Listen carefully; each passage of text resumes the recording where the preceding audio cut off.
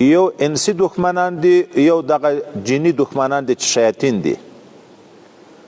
د انسی دښمنانو په باب کې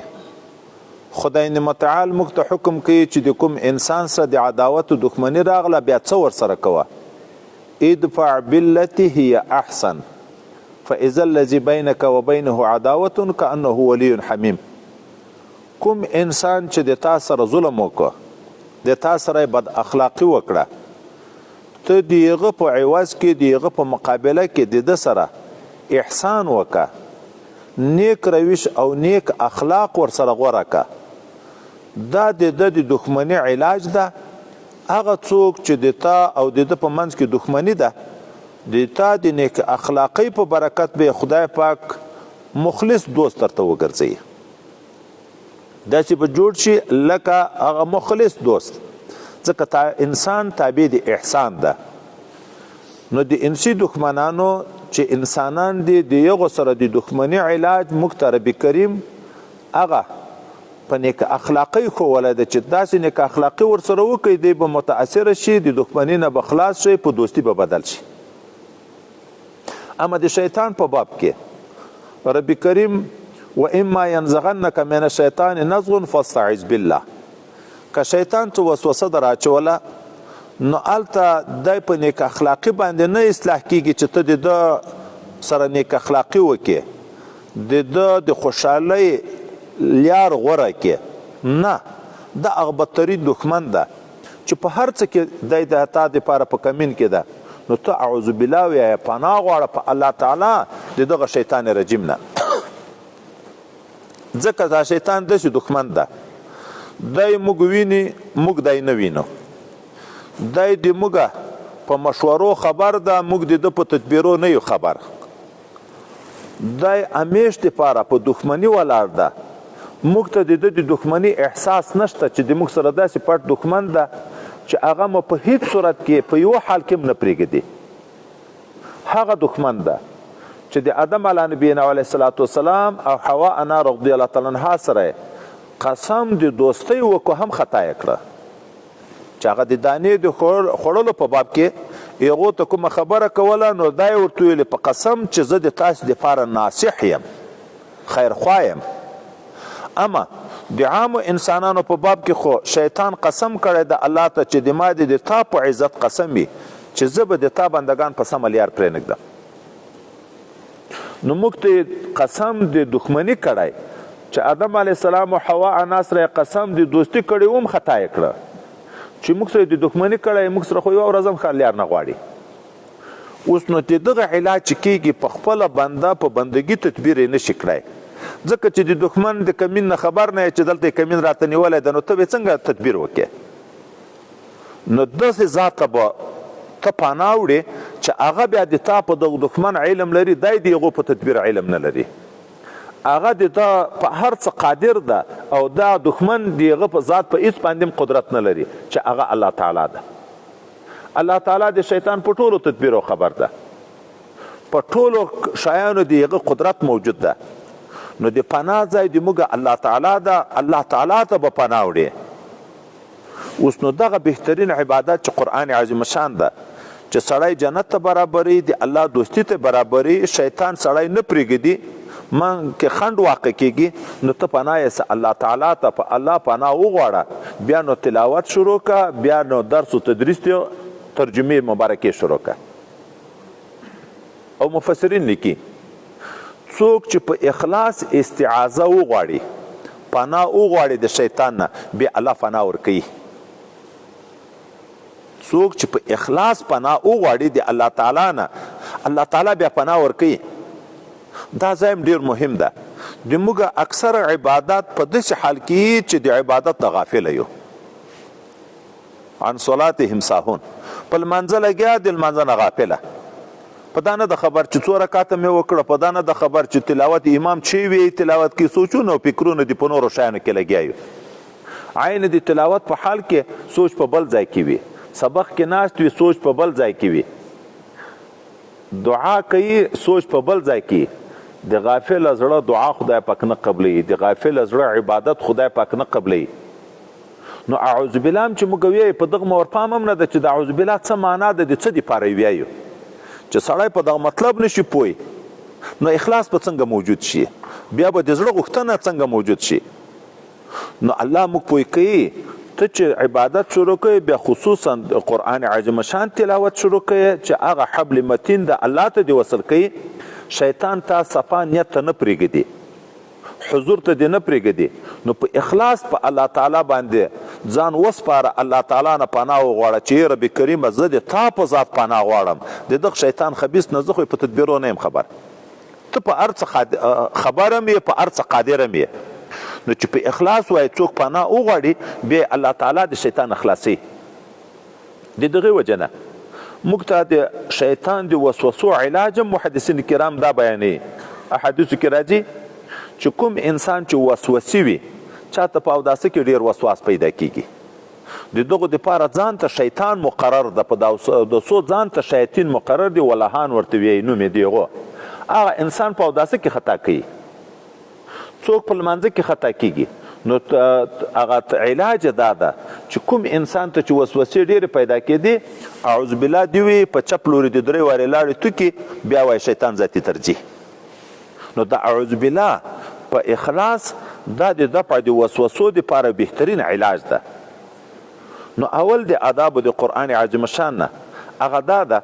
چې سړی چې اراده وکړي د تلاوت، داسې نه چې یو وارې تلاوت شروع کړي، اول چې اراده وکړي نو اعوذ بالله به وایي، او اعوذ بالله په مطلب به پوه شي چې خدای پاکه زه په تا باندې پناه غواړم د دغه شیطان رټل شوي نه، دا د ما دښمن د تا ته مې نه در پرېږدي، د تا کلام ته مې نه پرېږدي، ته د دغه دفاع وکړې، خدای پاکه د تا کلام ته ما خلاص کړي. بل د آدابو د قرآن عظیم شان نه هغه دا ده چې دغه قرآن عظیم شان چې څوک تلاوت کوي، قرآن عظیم شان ته چې لاس وروړي نو اودس پې وي، طهارت پې وي، لا یمسه الا المطهرون. خو طهارت دوه قسمه ده، یو طهارت ظاهري ده، یو طهارت باطني ده. طهارت ظاهري خو دغه مشهوره طهارت چې موږ تاسې اودس یا غسل ورته وایو. د کنکي حدث د بیا اوداسیا په وخت کې په اوداسه باندې طهارت راځي، او د لوی حدث چې جنابت ته د هغه په حال کې په غسل سره طهارت راځي. د قرآن عظیم شان آداب دا دي چې بیا اوداسه به څوک لاس نه وروړي، د جنابت په حال کې به څوک لاس نه وروړي. خو قرآن عظیم شان څه کوي؟ دغه ګټه چې د قرآن عظیم شان سره تعلق راغی، د قرآن سره وابسته شوه، دغه ګټې ته چې مخکې پیټۍ وه، صندوق و، هر شی پکې اچول روا و، خو چې د قرآن عظیم شان وقایه وګرځېده، دغه ته به اوس بیا اودسه لاس نه وروړي. دغه کې هم دومره شرافت پیدا شو دا چې سړی دغه مسلې ته وګوري نو کوم انسان چې د قرآن عظیم شان سره تعلق پیدا شي، په هغه انسان کې به څومره شرافت پیدا کیږي. د دغه وجه نه حضور اقدس صلی الله علیه وسلم فرمایي، خپل امتیانو ته خطاب کوي، خیرکم من تعلم القرآن وعلمه. بهترین دی تاسې امتیانو ته وي، بهترین دی تاسې هغه څوک ده چې قرآن عظیم شان زده کی او بیا دا قرآن عظیم شان نورو خلکو ته ور وښیي، ور زده یې کړي، چې یغه صورتن مناسبت راغی، اتصال سوری راغی د ګټې د اوراقو د قرآن عظیم شان سره، په یغ کې دا شرافت پیدا شو چې اوس یې غیتم بیا اودس لاس وړل ناروا دي، د جنابت په حال کې لاس وړل ناروا دي. نو کوم انسان چې د قرآن عظیم شان سره معنوي تعلق راغی، د زړه تعلق راغی، د زړه تعلق د قرآن عظیم شان سره اول د ایمان ده چې په قرآن عظیم شان په هر حرف باندې به ایمان وي، بیا د زړه تعلق محبت ده، بیا د زړه تعلق علم ده چې د قرآن عظیم شان الفاظ به زده کوي، بیا به دغه قرآن عظیم شان معنا زده کوي، بیا به دغه قرآن عظیم شان په فرموداتو باندې چې کوم اوامر او نواهی کې ذکر شوي دي په هغو باندې به عمل کوي، اوامر به په ځان عملي کوي، د نواهیو نه چې خدای پاک منع پکې کړی دی دغه نه به ځان ساتي. و چې د کوم انسان دومره تعلقات راغی چې ایمان هم لري په قرآن عظیم شان باندې، محبت هم لري د قرآن عظیم شان سره، تلاوت هم کوي د قرآن عظیم شان، معنا هم د قرآن عظیم شان زده کوي او په قرآن عظیم شان باندې عمل هم کوي، نو په دغه انسان کې به څومره شرافت راځي چې د کاغذ د ګتې صرف سوري اتصال راغی او دومره مشرفه شوه. د دغه وجه نه په مخ د مځکې باندې تر هغه خلکو نه بهتر خلک نشته د حدیث په تقاضا چې د چا قرآن سره تعلق وي. تر دغه خلکو نه دا نور علوم ټول د قرآن خادمان دي، دا نور علوم ټول د قرآن عظیم شان خادمان دي، نو تعلق د هغو سره هم په واقع کې تعلق د قرآن عظیم شان سره ده. نو قرآن عظیم شان ته به بیا اودس لاس نه وړي، دا سوري طهارت ده، ظاهري ادب د ظاهري لاس وړلو دپاره. دوم د قرآن عظیم شان اسرار دي، د قرآن عظیم شان مضامین دي، دا قرآن عظیم شان چې په کومو حکمتو باندې مشتمل ده، دا پټ رازونه د قرآن عظیم شان، دا بیا طهارت باطنی غواړي چې زړه صفا شي د عقیدې د شرک نه، د کفر نه، د منافقت نه، د بدعاتو نه، د خواهشاتو خواهش پرستیو نه، د ګناو د شوق نه، د ګناو د کړن نه، چې د ټولو نه سړي کې طهارت راغی، باطن صفا شو، بیا دغه د قرآن عظیم شان باطن ځای ورکوي. لا یمسه الا المطهرون، د قرآن په حقیقت نه پیږي مګر هم هغه څوک پیږي چې باطن یې صفا وي. دا قرآن عظیم شان د رب کریم د طرف نه د جبرائیل علیه السلام په واسطه نازل شوی، خو قرآن عظیم شان څه وی؟ نزله علی قلبک، علی قلبک. دغه جبرائیل علیه السلام دغه قرآن عظیم شان د تا په زړه باندې نازل کړی، وایي زړه محبت وحی ده. خو موږ ته احادیثو کې مسله ده چې په کوم کوټه کې بوت ایښی وي، په کومه کوټه کې سپی موجود وي، هغې کوټې ته ملائکې د رحمت نه ورځي.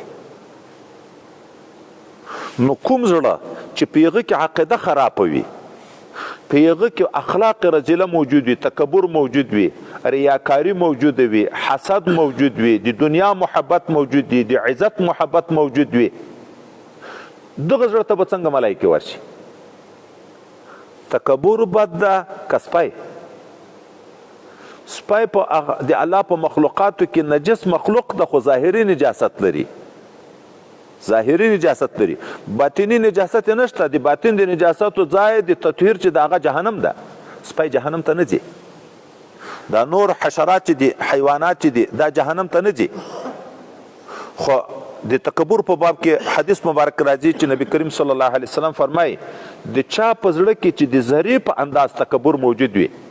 په هغه باندې جنت حرام ده، چې تر څو دا تکبر نه ختم شوی تر هغه وخته پورې دی جنت ته نشي تللی. نو وایي چې په کوم زړه کې تکبر موجود وي، په کوم زړه کې ریاکاری موجود وي، د مسلمان سره حسد موجود وي، د دنیا عشق و محبت موجود وي، هغه زړه ته به بیا څنګه ملایکه ورشي؟ اوس که څوک وی چې خو ډېر داسې خلک دي چې عقیدې هم خرابې دي، مبتدعین دي، لیکن علم لري، په هره مسله کې قرآن و حدیث دلایل بیانوي. نو علم دوه قسمه ده، یو صورت علم ده، یو حقیقت علم ده. یعنی یو دا ده چې ظاهر بدن په جوړ کې، شوشا په جوړه کې، داسې علم ده، نوم د مولوي صاحب ده، داسې علم ده. یو هغه علم ده چې په زړه کې ځای ونیسي. نبی کریم صلی الله علیه وسلم اللهم انی اعوذ بک من علم لا ينفع،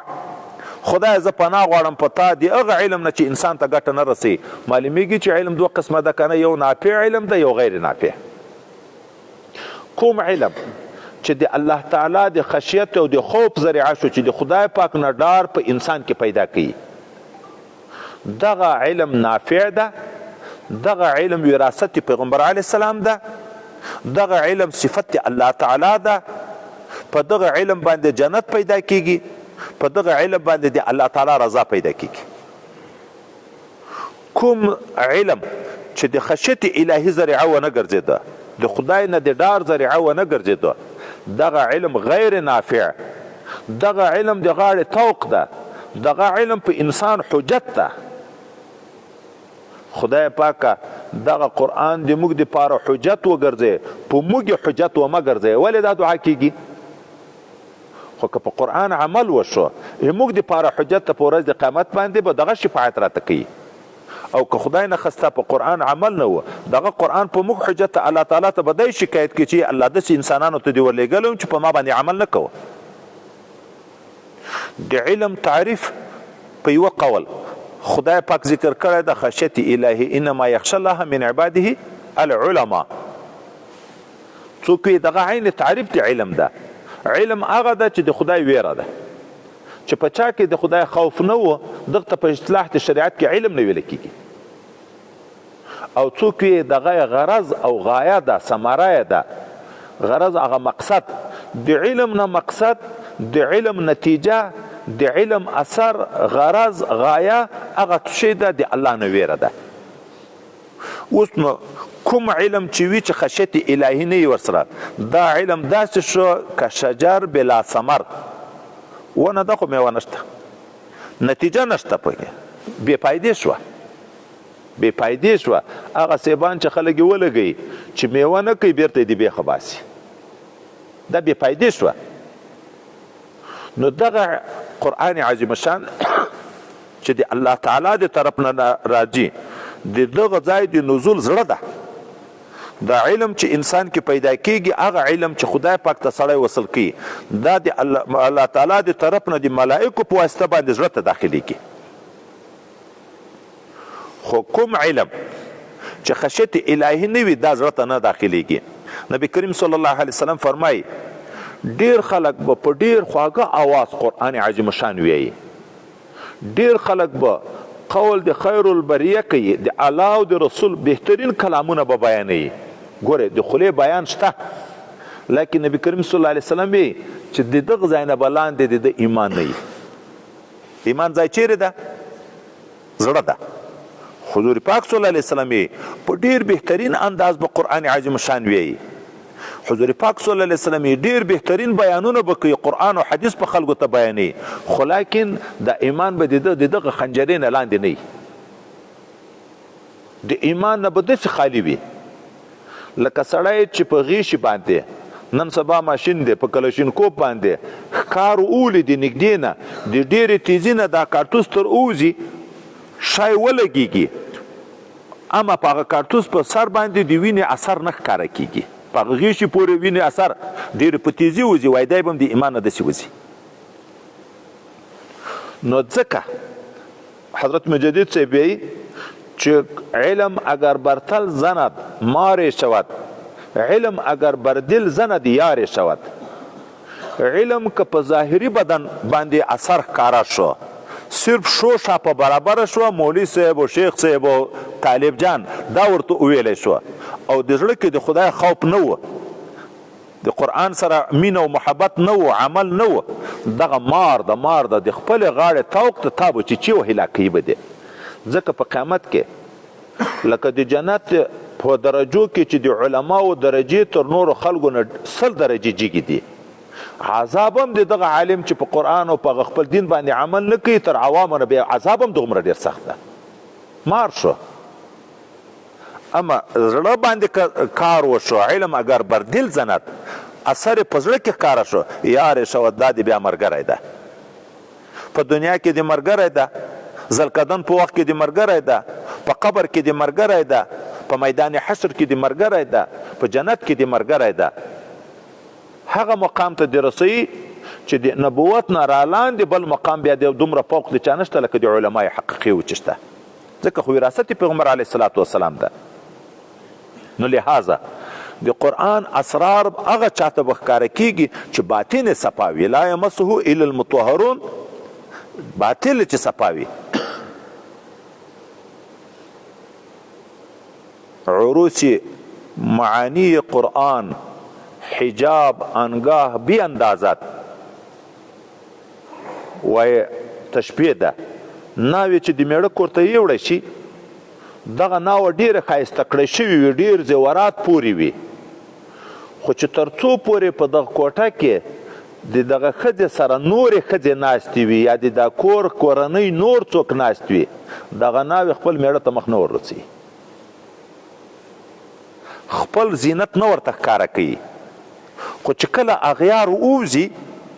کوټه کې خاوند او بیبي سره ښکاره شي،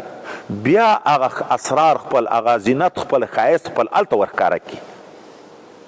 نو وایي قرآن عظیم شان هم خپل اسرار چا د عروسو د ناوې سره تشبیه ورکړې ده، هغه هلته ښکاره کوي انسان ته چې دارالملک هغه ځای د پاچاهي د الله د حکم خالی بینت از غوغا، شور ماشور نه خالی ویني، په زړه کې نور وسوسې نه وي، په زړه کې نور فکرونه نه وي، بیا هلته دغه زړه ته اسرار خدای پاک ورښکاره کوي. نو پرونه ما درته مقدماتي خبرو کې ویلې چې باید موږ او تاسې زړه صفا کو، په صفا زړه د قرآن عظیم شان ترجمې ته کینو، د خپلو ټولو جرمونو نه په اخلاص تائب شو او د زړه په مینه او په محبت باندې قرآن ته کینو، د عمل په اراده کینو چې قرآن کې زه څه اورم، څه مې زده کړه، په هغه به عمل کم. دغه زړه چې په داسې پاکه عقیده کیني، بیا دا قرآن خپله یو څه برخه ورکوي. نو آدابونه دوم دا دي چې طهارت ظاهري او طهارت باطني به په دغه کې موجود وي. دریم د آدابو د قرآن عظیم شان نه هغه دا ده چې سړی چې تلاوت د قرآن عظیم شان شروع کوي، درس و تدریس د قرآن عظیم شان شروع کوي، نو بیا به د الله په نامه معاونت غواړي، د شیطان یې پناه وغوښته، اعوذ بالله یې وویلې، زړه یې صفا کو د قدراتو نه، د سمع عقیدې په بنیاد کېناست. خو بیا هم انسان عاجز ده، د قرآن عظیم شان معنا زده کول دا ډیره مشکله خبره ده.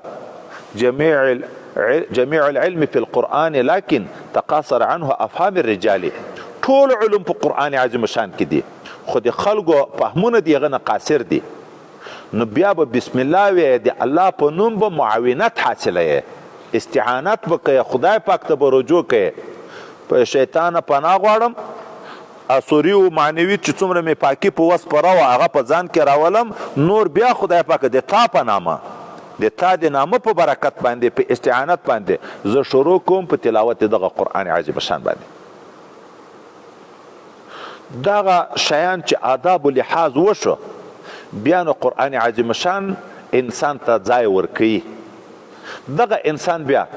هغه انسان ګرځي چې په ټولو انسانانو کې بیا بهتر شي. خیرکم من تعلم القرآن وعلمه، داسې مقام ته ورسیږي. دغه قرآن عظیم شان بیا د دغه انسان دپاره په قیامت کې شافع شي، شفاعت کوونکی شي. که د دغه د مینې طالب، د دغه مینې عالم چې په محبت د قرآن سره تعلق ساتي، که څه تقصیرات بیا تر شوي و، انسان د نفس و شیطان لري، هغه همیش په کمین کې ده، که څه تقصیرات تر شوي، بیا دغه قرآن عظیم شان په ورځ د قیامت دغه انسان لپاره شفاعت کوونکی شي. د قرآن هر صورت ځان ځانته شفاعت کوي، په مجموعه کې هم ټول قرآن عظیم شان شفاعت کوي. حضرت پیغمبر صلی الله علیه وسلم فرمایي په ورځ د قیامت به انسان او هغه قرآن عظیم شان چې د په خپله سینه کې ځای کړی و، دا د خدای پاک حضور ته راځي، د دغه قرآن عظیم شان مخ ته به دا دوه صورتونه وي چې صورت بقره او صورت آل عمران ده، هغه به په یو داسې معنوي صورت ته به خدای ظاهري صورت ورکړی، لکه دوه وریځې چې را روانې وي، یا دوه ډلې د مرغانو چې را روانې وي، یا هغه د دون چې ورته ویل کېږي چې ځمکې په سر باندې ګرد وي، دا د ژمي په موسم کې په بعضې علاقو کې موجود وي، دا به راځي او د خدای پاک په حضور کې به شفاعت شروع کوي. شفاعت پیغمبر علیه السلام هم کوي، شفاعت قرآن عظیم شان هم کوي، شفاعت علما هم کوي، شفاعت شهدا هم کوي، شفاعت حافظان هم کوي، شفاعت ملائک هم کوي، خو تر ټولو نه قوي شفاعت د قرآن عظیم شان ده. ځکه قرآن عظیم شان کلام د رب ده، د رب کریم صفت ده، هغه چې د چا په باب کې شفاعت کوونکی شو نو قرآن شافع مشفع شفاعت کوونکی ده خو شفاعت قبول کرده شده د ده شفاعت یې څه قبلیږي خو خدای نه خسته که د دغه قرآن عظیم شان سره د مینې تعلق نه و محبت نه و عمل نه و بیا دغه قرآن عظیم شان ماحی مصدق عریضه کوونکی ده خو دستي قسم الله کوي چې قرآن په چا باندې عریضه وکړه خدای پاک هم دې وساتي چې دغه انسان د ما سره ادب نه ده کړی ایمان نه و یا عمل نه و یا محبت نه و الله بیا د خپل کلام شکایت هم دستي اوري لکه شفاعت چې دستي قبلوي شافع مشفع ده بیا عریضه هم دستي قبلوي ماحی مصدق ده د دغه وجه نه پیغمبر صلی الله علیه وسلم فرمایي چې څوک قرآن عظیم شان مخته کی دی د شان اقتدا پسې وکي یعنی په قرآن رفتار کې دا لکه رڼا شوه چې قرآن دې ته زده کړه خو علم پیدا شو لیار درته ښکاره شوه ته چې په هغه باندې روان شي په هغه عمل کوې دغه قرآن د شافع مشفع شي خو که چا قرآن عظیم شان شاته واچوه بې قرآن هدایت شته خو دا للمتقین ده که نه قرآن د الله هدایت چې چا نه کو قبول قرآن عظیم شان شاته اچول دا معنا التفات نه کوي ایمان نه پراوړي یا عمل په قرآن عظیم شان باندې نه کوي قرآن عظیم شان ورته شاته شو دای مخته شو بیا دغه قرآن عارضه کوونکی چې په دغه بې ادبه باندې ماحی مصدق شي دغه قرآن عظیم شان د الله تعالی هغه کلام ده چې پیغمبر صلی الله علیه وسلم فرمایي په دغه قرآن باندې الله ډیر قومونه پورته کوي او ډیر قومونه لاندې غورځوي چاته اعزاز د ایمان نصیب کوي مؤمن حافظ طالب عالم صفتونه ورته ورکوي چې په جنت کې بیا درجې پورته کیږي پورته ځي او د چا دپاره بیا داسې شي چې لاندې کندو د جهنم ته یې غورځوي چې څومره څوک په قرآن عمل نه کوي د قرآن سره تعلق نه ساتي په قرآن ایمان نه راوړي د قرآن عظیم شان سره محبت نه کوي دغه انسان که په دنیا کې پاچا ولې نه د خلکو په اصطلاح وزیر ولې نه د خلکو په اصطلاح والی ولې نه د خلکو په اصطلاح که پاچا ده که وزیر ده که والی ده چې په قرآن ایمان نشته په قرآن عظیم شان باندې عمل نه کوي په ورځ د قیامت به په هغه کنده د جهنم کې په لاندې بندیخانو کې پروت وي د دنیا د قانون موافق څوک چې د دنیا د پاچا د قانون خلاف کوي نو د هغو دپاره پاچا بندیخانې مقررې کړي د دنیا د قانون موافق څوک چې د پاچا د دنیا د قانون خلاف کوي هغه انسان ته پاچا عزت نه ورکوي دیغه انسان ځای محبس خانه ده او بیا په محبس خانه کې د جرمونو په انداز سزاګانې ورته مقررې کیږي د جرمونو په انداز باندې قرآن عظیم شان د الله کلام ده دغه د ټول دنیا پاچا د ټول آخرت پاچا چې ربي کریم ده دغه هم قانون موږ ته قرآن عظیم شان را لېږلی څوک چې دغه پاچا د پاچایانو چې الله تعالی ده کین دلته کین مخته ذات مره د چنه وخت راځي قرآن شریف بیا د بي مکه مخته مره ترګي چې دغه ټول پاچایانو پاچا چې دغه د قانون خلاف کوي دغه د پارم خدای پاک بدترینه بندیخانه تیار کړی ده چې هغه جهنم ده او مختلف قسم عذابونه دي پکې چې 19 قسم عذاب دي د قیامت 19 قسم عذابونه دي موږ صرف د اور خبره اورو جهنم نه تعبیر په اور باندې کوو نه 19 قسم عذابونه دي او یو عذاب تر بل عذاب بتر ده الله مو دې وساتي یو لړمې د کچر په انداز ده چې انسان یو واري وچیچي 40 کاله پورې به درد موجود وي داسې د ساړه طبقې یخچالونه پکې موجود دي چې د اور تر عذاب نه د هغه زمهریر طبقې عذاب ډېر سخت ده 19 قسم عذابونه دي هغه د هر انسان د خپل جرم په انداز باندې لکه دنیا کې د دنیا د پاچا د قانون خلاف چې څوک مخالفت وکړي دغسې سزاګانې خدای پاک ورته مقررې کړي دي جیل خانې ورته مقررې کړي دي بندیخانې محبس خانې ورته مقررې دي نو د الله تعالی د قانون چې څوک خلاف کوي دیغو د پاره بیا خدای متعال داسې سختې بندیخانې مقررې کړې دي او د دنیا د پاچا د قانون چې څوک ډیر مراعات کوي چې څومره ډیر مراعات کوي هغه د انعام لایق ګرځي هغه خلکو ته پاچا د خپل وس موافق ډیګري ورکوي ترقی ورکوي په خدماتو کې چې ترقی وویني ورځ په ورځ عهده ورپورته کوي تنخواه ورپورته کوي دغسې شخصي مکافات و انعامات ورکوي خو د دنیا پاچا خو د چا په ټول اخلاص باندې نه ده خبر د چا په ټولو خدماتو نه ده خبر خو د خپل علم موافق او بیا عاجز ده د خپل قدرت موافق انعامات ورکوي رب کریم چې هغه د دنیا او د آخرت مالک ده د ټولو خزانو مالک ده هغه د انسان د سر نه تر نوکه د هر ویښته باندې علم لري د باطن په عقیده او په اخلاص او محبت هم علم لري د ظاهره اندامو په اعمالو هم علم لري هغه عالم ذات بیا ډیر رحیم ذات هم ده ام علم لري ام رحمت بې پایان ده دومره رحمت ده چې 100 درجې رحمت کې یو رحمت دنیا ته راغلی دا ټوله دنیا د یو رحمت په تقاضا چلیږي حتی حیوانات چې په خپلو بچیانو شفقت کوي دا د یو رحمت اثر ده ګوره حیوان ده درنده ده خو هغه په خپل بچي باندې شفقت کوي دا د یو رحمت اثر ده نو دغه کریم او رحیم ذات هغه علم او خبیر ذات هغه قادر مقتدر ذات چې کوم قانون خلکو ته لېږلی چا چې په څومره محبت منلی څومره په اخلاص عمل پکړی په محبت هم علم لري په اخلاص هم علم لري په اعمالو ظاهره هم علم لري یغه بیا داسې نعمتونه ورته مقرر کړي دي چې خدای پاک په خپله ویي چې هیڅ انسان نه د خبر په هغه علومو باندې هغه انعاماتو باندې چې الله تعالی ورته پټ ساتلی دي نبی کریم صلی الله علیه وسلم فرمایي چې رب کریم ویي حدیث قدسی د نبی علیه السلام ویي چې رب کریم ویي اعددت لعبادي ما لا عین رأت ولا اذن سمعت ولا خطر على قلب بشر ما د خپلو خاصو بندگانو دپاره داسې نعمتونه تیار کړي چې نه په دنیا کې سترګو لیدلی دي نه غوږو اورېدلی دي نه یې د چا په زړه کې تصور او خیال تیر شوی ده هغه قادر مطلق ذات ته چې ادنا جنتي ته د ټولې دنیا لاس چنده ځای هغه ادنا جنتي ته ورکوي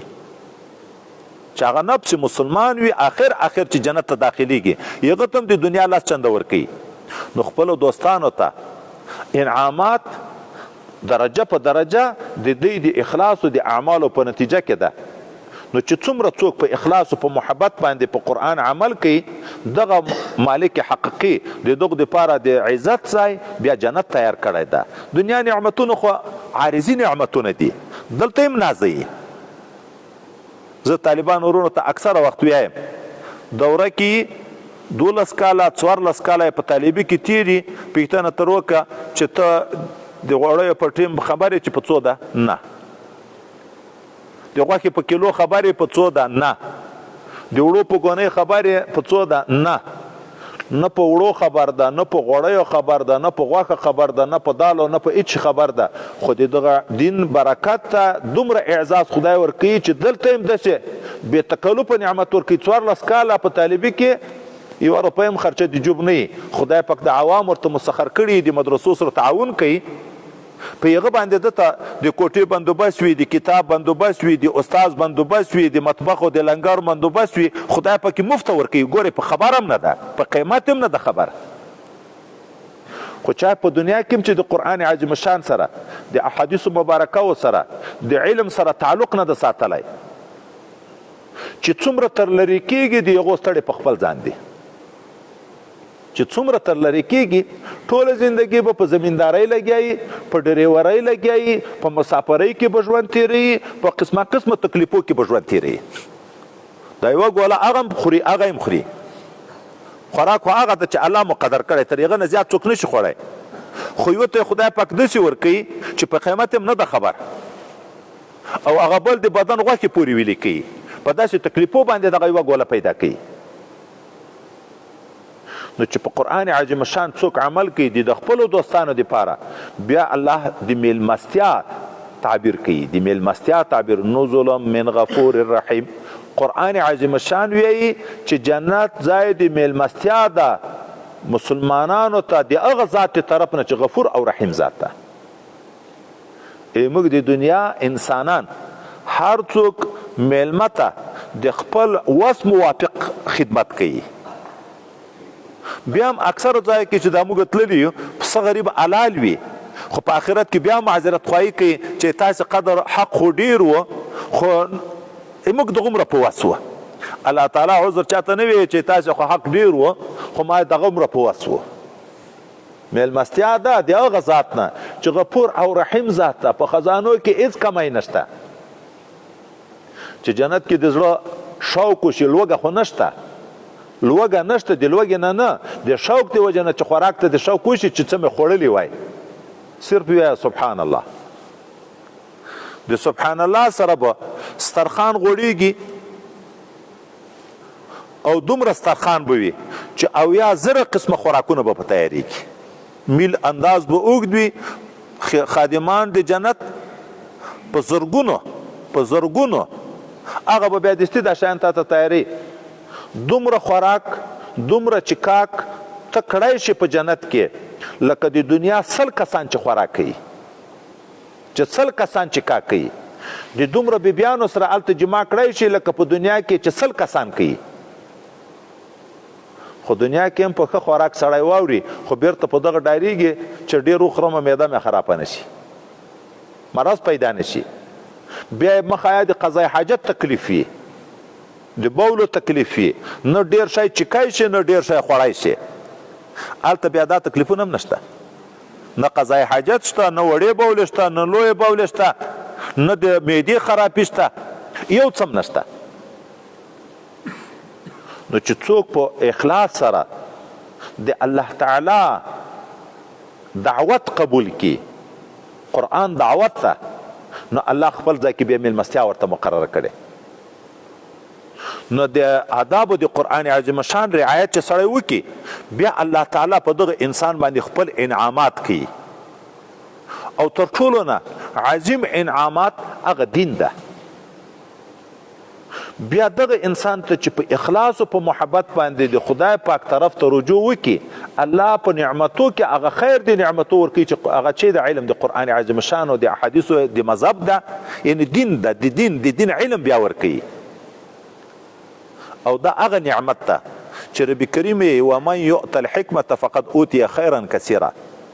چاته چې خدای پاک علم نافع ورکو حکمت علم نافع ته ویل کېږي هغه علم چې الله ته دی وصل کوي چې توفیق د عبادت ورسره وي اخلاص او محبت ورسره وي.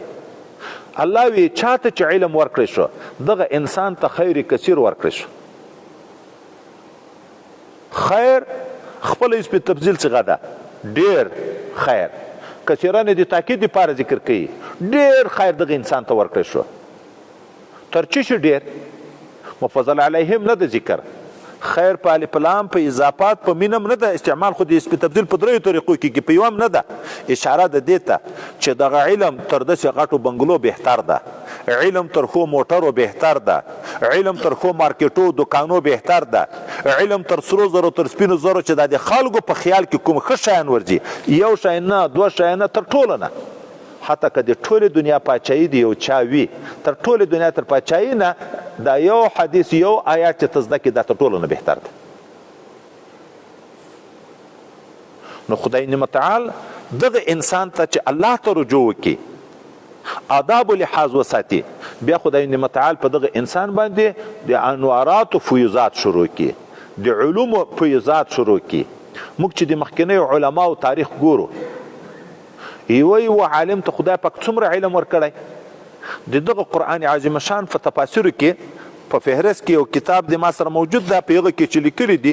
داسې تفسیرونه شته چې 200 جلده دي 200 جلده 500 جلده 300 جلده دومره غټ غټ دا چا جوړ کړي یو انسان جوړ کړي دا دومره علوم چې خدای متعال ورکړي دي یو بسم الله و جلده په یوه بسم الله اووه جلده هغه هم انسانانو خو چې د هغو څومره تقوا وه د هغو څومره اخلاص و د هغو څومره د الله او د رسول سره محبت و هغه په موږ کې نشته ځکه هغومره علوم په موږ کې نشته نو چې چا د الله دوستی ته قدم واخیست الله دغه علم ورکوي نو په دغه علم کې بیا درجې مختلفې دي علم خو خیر کثیر شو خو دا خیر کثیر چې ورکوي په اخلاص په انداز باندې ورکوي علومو کې ترقي چې راځي په هغه باندې راځي قرآن عظیم شان د الله تعالی هغه کلام ده چې څوک ویایي په یوه حرف باندې خدای پاک لس نیکي ورکوي چې بې اودسه په یادو وویایي په یوه حرف لس نیکي چې په اوداسه یې وویایي په یادو په یوه حرف دېرش نیکي چې په لمانځه کې په تشهد په شکل په ناستې لکه دا نفل په ناستې کې په یوه حرف 50 نیکي چې په لمانځه کې په ولاړې وي په یوه حرف 100 نیکي خدای پاک ورکوي یوه بسم الله مبارکه د قرآن عظیم شان یو آیات ده 19 حرفه ده 19 حرفه دلته اوس دوه شیان دي یو طرف ته وګورو په یوه حرف خدای پاک هغه کم از کم لس نیکي ورکوي نو په 19 حرفو باندې 190 نیکۍ صرف په بسم الله باندې خدای پاک هغه رحیم او کریم ذات موږ ته راکوي بل طرف ته چې حدیث مبارکه ته وګورو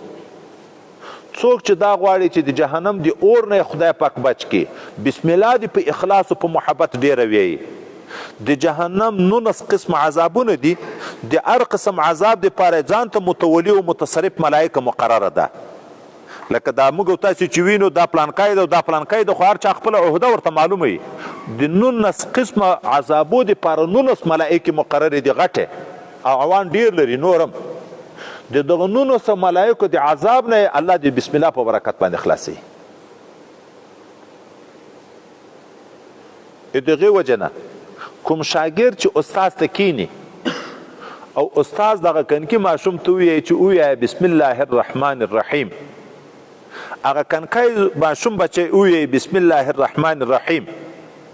الله تعالی دا استاد ته الله تعالی دغه ویونکي ته الله تعالی د ده والدینو ته مور او پلار ته ټولو ته د جنت وعده ورکړي چې زه به دا جنت بیایم د الله یو آیات مبارکه ده د کلام مبارک بسم الله الرحمن الرحیم دغې وجې نه دا هغه د برکت آیات ده چې موږ ته آدابو کې دا دي اوبه چې کیم بسم الله ورته ووایه خوراک کیم بسم الله ورته ووایه کالی اغوندیم بسم الله ورته ووایه او داس شروع کیم بسم الله ورته ووایه ګورې عباداتي که معاملاتي هر څه کې حتی د خپلې بیبي سره جما کیم بسم الله ورته ووایه او د آدابو لحاظ به وي د ځان د لوڅېدن نه مخکې او داس شروع کوي د استنجا نه مخکې چې ځان د لیانۍ لوڅ کړی بسم الله ورته ووایه په دغه بسم الله په برکت په اوبو چښلو کې به برکت پیدا شي په خوړلو کې به برکت پیدا شي چې د برکت معنا دا ده هغه خوراک برکت ته چې توفیق د عبادت وي ورسره او که تر دغه ځایه ځان موړ کې ښې غوښې کورمې او پلاونه ووایه چې توفیق د عبادت نه وي دغه زحمت ته دا برکت نه ده عذاب ذریعه شوه نو بسم الله په وجه به خدای پاک په خوراک کې برکت درته پیدا کړي د برکت معنا دا ده چې اثر به د عبادت پیدا شي توفیق به د عبادت خدای پاک درکړي حتی د بیبي سره چې جما کوې مخکې د بسم الله ورته وویله نو نبی کریم صلی الله علیه وسلم فرمایي کوم انسان چې د خپل بیبي سره اراده د جما کولو وکړي د ځان د لوڅولو نه مخکې بسم الله ووایي که بیا د دغه بیبي سره په جما کې خدای پاک دته اولاد ورکو د هرې جما نه خو اولاد نه پیدا کېږي خو چې الله کومه که د دغې جما نه چې بسم الله یې ورته ویلې علوق راغی حمل راغی اولاد ورکو دغه اولاد به هم خدای پاک د شیطان د تصرف نه ساتي بسم الله په برکت بسم الله په برکت اولاد هم لاړ د صالح په طرف باندې شو روایت کې راځي چې په سفر روانېږي په آس پور شوي بسم الله ووایه ته چې څومره سفر کوې ملایکې به مغفرت درته غواړي په کشتۍ کې سپور شوې بسم الله ووایه چې څومره سفر کوي ملایکه به مغفرت درته غواړي نن سبا موټر دي چې په موټر کې سپریږي بسم الله ووایه دا ټول سفر به دي بابرکت ملایکه به مغفرت درته غواړي اوس نو د یوه بسم الله فضایل ما درته ویلي اووه جلده باندې دي نو چې یوه بسم الله اووه جلده ده حقیقت دا خو د انسان د علم موافق دغومره تفسیر کړی کنی د ټول قرآن مضمون په بسم الله کې ده د ټول بسم الله مضمون په یوه با کې ده د ټولو کتابو خلاص په قرآن کې د ټول قرآن عظیم شان خلاص په سورت فاتحه کې د ټول فاتحه خلاص په بسم الله کې د ټول بسم الله خلاص په با کې دا د انسان تر وس بتلی ده چې ټول شیان موږ ذکر کوو خو صرف د دې دپاره چې موږ تاسې په دې باندې پوه شو چې موږ د یو ډېر عظیم کلام سره اوس تعلق ده لحاظه د پوره آدابو به لحاظ ساتو دا ځان ته خبره ده چې موږ د همیش دپاره دا وي چې په اولو وختو کې په سبقو کې اکثره ملګري نه وي شریکان وروسته راځي هغه آداب خو هره ورځ سړی نشي بیانولی نو ځکه اکثره د عین ترجمه کې د آدابو لحاظ نه وي نو د آدابو په متعلق کې به یوه خبره بله دا هم درته وکم د آینده دپاره آداب د مجلس عام هم دا ده حضرت پیغمبر صلی الله علیه وسلم فرمایي څوک چې مجلس ته لاړ نو په مجلس کې چې مخکې طرف ته لیار نه وي ځای نه وي خلک ناست په منتها د مجلس کې دي کیني چې کوم ځای مجلس ختم شوی په یغ ځای کې دي کیني که ته حرص کوې چې مخکې طرف ته لاړ شم تا خو به دا مطلب نو چې مخکې طرف کې به ثواب ډېر وي دلته دي چې مسلمان ته ضرر ورکو د مسلمانانو په ولیو پښې اړول ضرر ورکول نبی علیه السلام ویلي دا جهنم ته پل برابرول دي لکه جهنم ته خپل ځان ته لیار برابره کړه جهنم ته ځي د مسلمان ضرر خو حرام ده نو د دغه آدابو به هم لحاظ ساتو چې راځو په هغه ځای کې به کینو چې په هغه کوم ځای کې انتها د مجلس وي چې خلکو ته تکلیف د موږ نه ونه رسیږي او دا به د آدابو نه وي چې دا موبایل به صامت وي د ترجمې په مابین کې که چاته موبایل راغی او دی راواخلي چې ودرې د پلانکي تلیفون د جګ شي د دغه مجلس نه اعراض د کوم مجلس نه راځي د قرآن د بیان نه ګورې اعراض راغی د بنده خبرې ته روان شوې حضرت پیغمبر صلی الله علیه وسلم ناسته بیان کوي 3 نفر را روان دي د لرې نه لکه مجلس طرف ته چې را نږدې شو هغه یو ملګري هلته بیرته وګرځېده دوه راغله دوه چې راغله یوه لږ داسې چوله ولیده ورغی په چوله کې کېناست هغه بل یو وارې چې وکته چې ځای نشته لږ بیرته روان شو بیرته دا سوچ شو چې رسول الله صلی الله علیه وسلم غږیږي زه به څنګه ځم بیرته را وګرځېدو په انتها دغه مجلس کې کېناست چې کله بیان مبارک د پیغمبر علیه الصلاة والسلام خلاص شو نو بیا د خلکو د پوهولو دپاره دستي ویل د دغو درې حال اوس درته ذکر کړم دا 3 کسان چې موږ تاسې مجلس ته راغله هغه یو چې راغی دلته یې چوله ځای ولید چاته یې تکلیف ورنه کو هغه ځای کې کېناست دغه د الله نه ځای وغوښت الله ځای ورکو او هغه بل چې لږ وګرځېدو په دا لږ ګرځېدن هم الله ناراضه شو خو چې ده بیرته تائب شو را وګرځېدو خدای پاک هم بیرته هغه معافي ورته وکړه هغه جرم یې ورته معاف کړ هغه دریم چې اعراض وکړه لاړه خدای پاک هم د خپل رحمت اعراض وکړه د هغه نه خپل رحمت منې کړو نو خدای نه خسته چې د قرآن عظیم شان بیان شروع وي ترجمه شروع وي د ترجمې په مابین کې موبایل راغی تلیفون او داسې مقصود یو څوک هم نه ده چې دنیا وراخلي په تلیفون پورې خبره تړلې ده خو دنیایي خبرې دي دا د قرآن د بیان نه جګیږي د باندې وځي دا خدای نه خسته داسې نه چې هغه مصداق حدیث مصداق چې دغه یو اعراض وکړه الله د ده نه اعراض وکړه خپل رحمت یې تر منې کړو نو دلته چې کوم ملګري راځي تلیفون به صامت وي بند به وي په مابین د ترجمې کې به جګېدن ټیټېدن دا شیان به نه وي نو انشاءالله چې د دغو آدابو موږ تاسې لحاظ ساتو بیا به خدای متعال موږ ته د قرآن عظیم شان څه نه څه برخه پوره علم د قرآن عظیم شان خو موږ عاجز یو خو څه نه څه برخه به راکوي د قرآن او د دین زده کړه علم لس آداب لري په هغه لسو آدابو کې یو ادب دا ده چې ترک د تعلق تعلقات به ختموي ته به ټول وخت علم ته ورکوې علم به لږ برخه درکوي ته به ټول وخت علم ته ورکوې علم به تا ته لږ برخه درکوي او که تا ذهن مشوش ته سوچ په پلانکي خبره کې په پلانکي خبره کې په پلانکي او په پلانکي کې تا خپل وخت هم تقسیم کو لږ هغه چې یو 2 غنټې وخت یو هغه دې هم پوره ورنه کو بیا به وایي د علم څه برخه حاصل کړي نو موږ او تاسې به چې سبق ویایو دلته به هم په غور کینو بیا د ترجمې د بیان نه وروسته هم کوشش په دا کوو چې بیرته دغه علما پکې موجود دي د هغو سره کینو یا په ماسپښین کې دا یو قانون جوړ کو چې بیرته تکرار شروع شي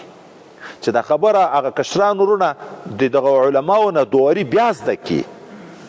تکرار پکې وشي اهتمام وشي د دغه قرآن عظیم شان د زده کړې صرف د سما په نیت نه چې راغله کېنه او بیرته ووځه ځای خپل مجلسونه او خپل شیان نه د زده کړې په نیت زده کړه نو خامخه طالب که تفاسیر نشي کته د مطالعې اسباب و وسایل نه وي خو تکرار خو کړی شي ځکه الحمدلله علما پکې موجود دي غټ غټ دغه علماو ته بیا کیني په یوه ځای دي نه په لاس ځای کې دي ټول به په لګیا شي کنکۍ حلقې جوړې شي هره حلقه خپل خپل درس کوي نو هغه چا چې نه زده کېږي د هغه نږدې دوه استاد نه به بیا پوښتنه هم کړی شي هغه ځای باندې به سر خلاص کړي نو قرآن زده کړه مطلوب ده ورسره عمل بیا په راتلی شي چې زده یې نه کړي نو عمل به بیا څرنګه وکړي نو نن سبق کې دغومره انداز چې صرف د آدابو لږ څه لحاظ وساتو په دغه او په فضیلت قرآن عظیم شان باندې لږ خبر شو نور به بیا ان شاء الله العزیز د الحمدلله شریف په ترجمه تفسیر دا سلسله به سبا سبق کې شروع کوو